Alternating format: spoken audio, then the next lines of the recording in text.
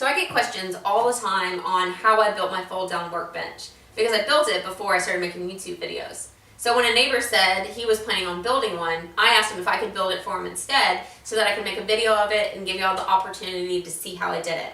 So I'm going to go ahead and build a second one in my shop today, just for video's sake. And I hope y'all enjoy it, because I really love the ability of being able to tuck it back into the wall and use a little bit more floor space. My neighbor wasn't particular about the size and left it up to me. So when I found a scrap that looks like 3 feet by 4 feet, I thought it was a great size for a workbench, so I left it as is. Why is it that the material I need is always at the very back?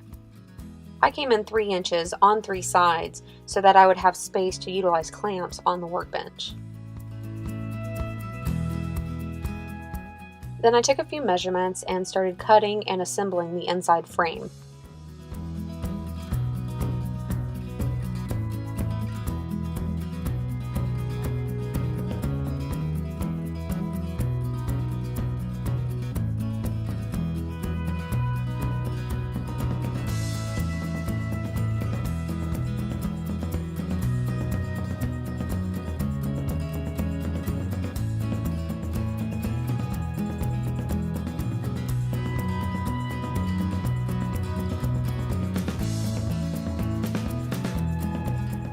Before attaching it to the wall, I first figured out how high I wanted it, and then I drew a level line. I took an inside measurement from frame to frame, then cut a 2x4 and a piano hinge to that same size. Then I found the studs and attached the 2x4 to the wall.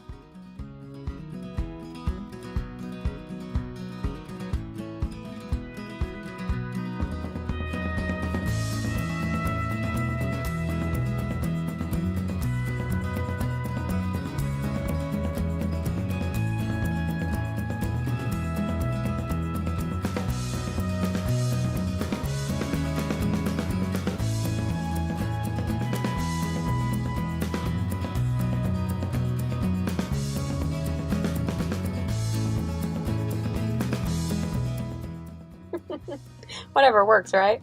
Then I simply mounted the piano hinge.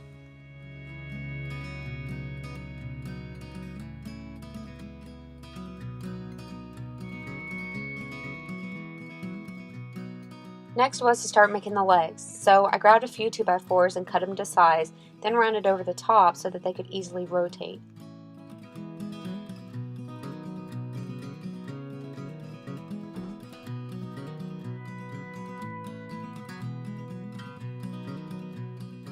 I used my drill press to drill a 1/2-inch hole in the top.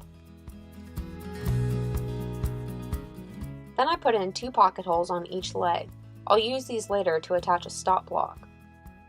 Next I needed to drill a 1/2-inch corresponding hole in the frame, and I saw a trick on Izzy Swan's channel to use a hole drilled at the drill press as a guide, so I clamped the leg in place and gave it a shot. I'd say that's pretty straight. Then I simply started attaching the hardware.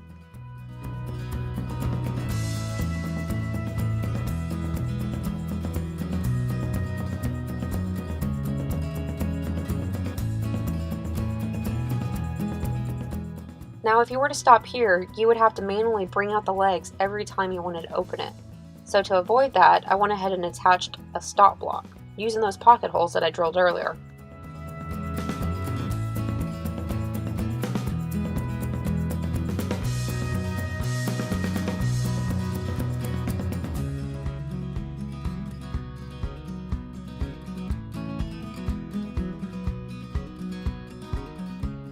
I rooted through my hardware and didn't find a latch, so I just went ahead and stuck with scraps.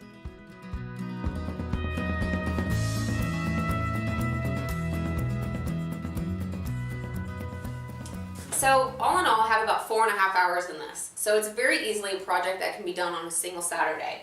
But I love the flexibility of it, not only for the additional floor space when I want it, but like this one, it's going to my neighbor. And all I have to do is remove these screws that are in the stud, then I can up and pick it up and put it wherever I want. So I love that. I think flexibility is really important in a shop. And of course the latching system you could always upgrade, but the scraps work just fine too. If you would like more details, I do have a written tutorial posted on my blog, which is wilkreduce.com. But there's also a link in the description of the video for you. So let me know what you think about this in the comment section below, and I will see you soon.